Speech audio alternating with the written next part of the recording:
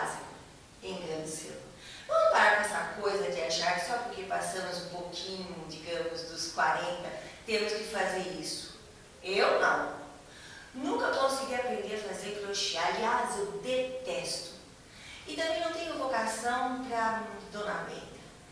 Essas coisas que nos chamam quando estamos chegando na melhor idade.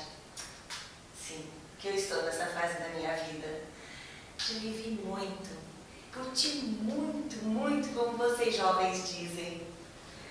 E também beijei muito, sim.